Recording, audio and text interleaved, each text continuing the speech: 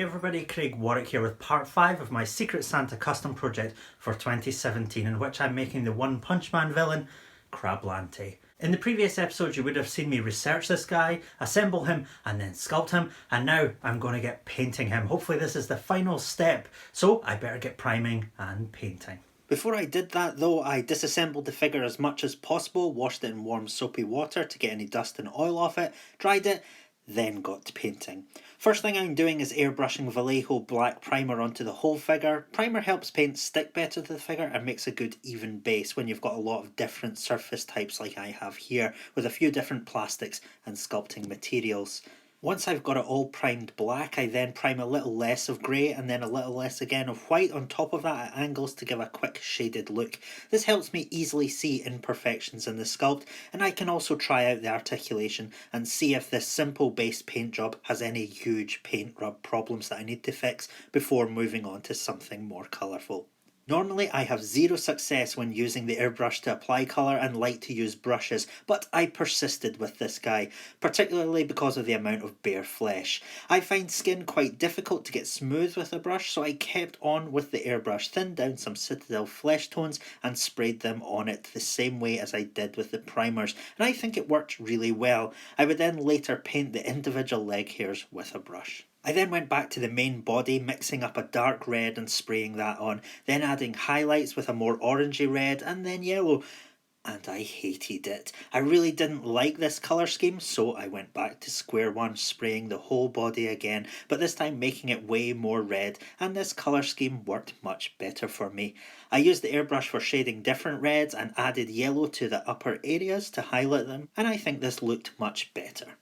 I then used plastic wrap to protect the areas I'd already painted, and then sprayed his underwear grey, then highlighted with white. Taking the plastic wrap off, I then set out with my paintbrush to tidy up some areas and add in some highlights. Finally, I added in some details with a fine brush, such as his pupils here, and true to the character's backstory, drew nipples on him with a permanent marker.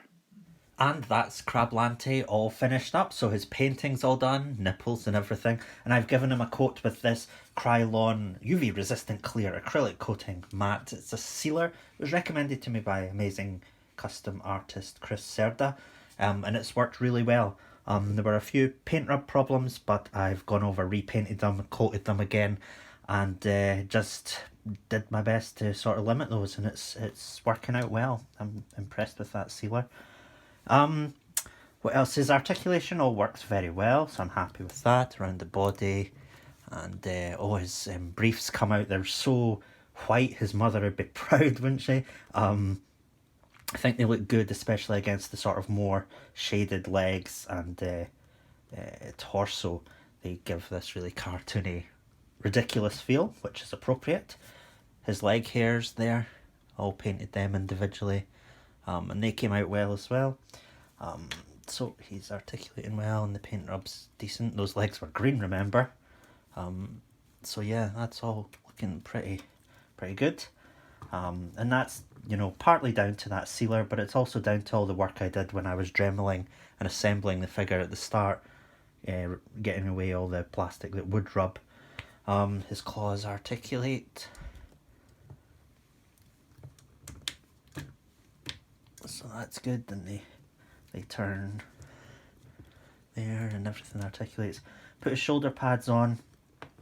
I probably talked about this in the previous video. It was a bit of a problem, this shoulder pad design, because while it allows his arms to move forward and back, they can't really go up that way. So I added in a hinge under the arm, so the shoulder armour sort of slides out when you move it up, so he can still get his arms up to the side. So that sort of solved that problem, and yeah, I'm quite happy with how he's come out. I think the paint is pretty good, even if I do say so myself. The airbrush worked really well with this bigger canvas, and yeah, I just like how it turned out. It could be a bit smoother at some points, but I'm happy with it. His eyes and head articulate well, so his head's got a good range of motion. He doesn't look up and down all that much, I mean more than many figures, but because his eyes are on these stalks and can move around, you know, that doesn't really, he can still look down and up using his eyes, or left and right a lot, so, and his eyes move on the end of the stalks as well as the stalks moving themselves. So yeah, that's him. Happy with how he's turned out, and hopefully the person who receives him will be happy too. But I always like to throw in a few little extras. So I also made alternate eyes for him. I've got these slightly, I kind of got like bloodshot lines around them, and they swap out for these eyes. And he's also got these bloodshot eyes that don't have any pupils that were in the manga. I thought I'd replicate those, and they just swap out here. Hang on a second. So that's him with his different eyes on. He's got a few options on what kind of expression he wants. But more than that, I've also given him alternate faces. So I've got a whole bunch of alternate heads for Crablante here. And rather than resculpt the whole head, I've just sort of created like a dome mask that fits over the actual head underneath. So you remove the eye stalks and then remove the sort of helmet thing. And I made this by casting my original sculpt of the head. That was the original sculpt I made. And there's a little notch. What I was concerned with was if I'm doing this sort of thing, when you move this left and right, it would be only the helmet that moves, not the head underneath. So there's a little notch on top that fits into a triangular slot in the bottom there that sort of locks it in place and then lets the whole head move easily. So I cast that and made a mould of it, and then cast it, and then changed the expressions, resculpted them. So I've got just this plain expression, and then we've got this one. I think it's his laughing expression with his lips open and little dimples sculpted either side. Then we've got this one, his big smiling face. And then we've got this one is sort of angry face with his teeth bared. And then we've got this one which is kind of like his dying face. We'll go back to that in a minute. So yeah, let's pick the smiling one, I guess. Stick that on there, and then just pop the eyes back in.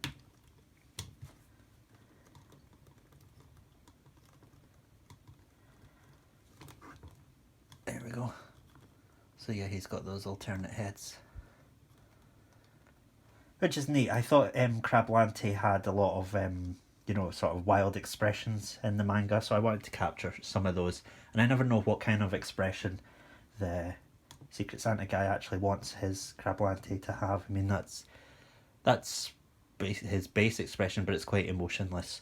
And the eye, because he doesn't have like eyebrows and that kind of thing, having alternate eyes doesn't really fully communicate the emotion, like the anger or the rage or the laughing or whatever. So I wanted to do alternate heads for him as well, and I think they came out pretty well. He also has remember I said he has a dying face. He also has another set of eyes to go with that. Crablante dies in a very, very spectacular fashion when Saitama puts his necktie around his eyeball and his eyeball stalk and pulls all his guts out through his eye socket. So I wanted to sort of capture that dying moment.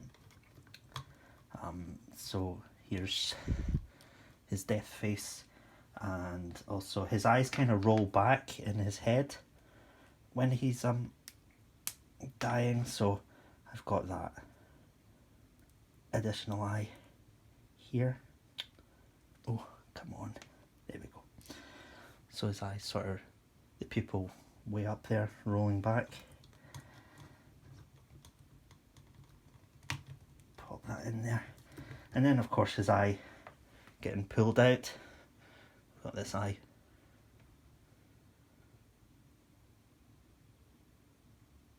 So this is electrical wire, just covered in hot glue. This is again hot glue. I put that on some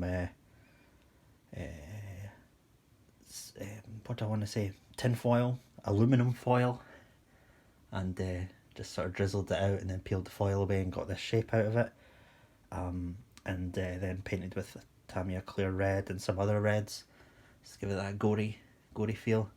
And then the eye at the end there, of course, is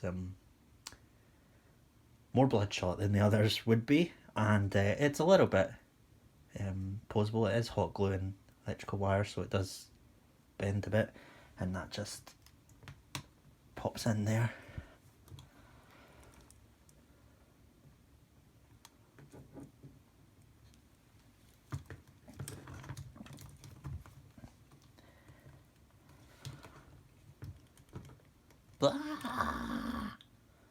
Yep, that's him getting his eyeball torn out, and of course that was torn out with Saitama's necktie, so I've actually just made, I don't know if the guy who's getting it will have a Saitama figure or will have a One Punch Man figure, but I've made a little necktie as well. This is made out of Procreate, so it's flexible. So I just rolled out the Procreate and cut the shape out of it, and that is it really, and then just painted it, and that can fit over his eye stalk. There we go. So the Saitama figure can grab that and yank his eye out, I guess.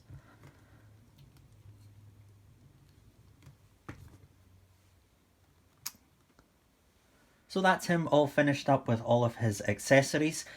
He'll be winging his way to whoever it is I'm supposed to send it to. I'll find out soon enough, I guess, and hopefully they like him. The next video you will see from me is a showcase of this guy in better lighting, I hope, where I'll just talk people through what I've made who can't be bothered watching the full show here. And then after that, I will do a video of me unboxing the gift that I receive. I'm looking forward to that. I don't know when that'll be, of course. Hopefully it'll be before Christmas, maybe after Christmas, maybe after New Year even, but I'll see you there. So if I don't see you before Christmas, have a very Merry Christmas, and if I don't see you before New Year, have a Happy New Year as well. I hope I do see you before then. So until the next time, pour on the power. Bye-bye.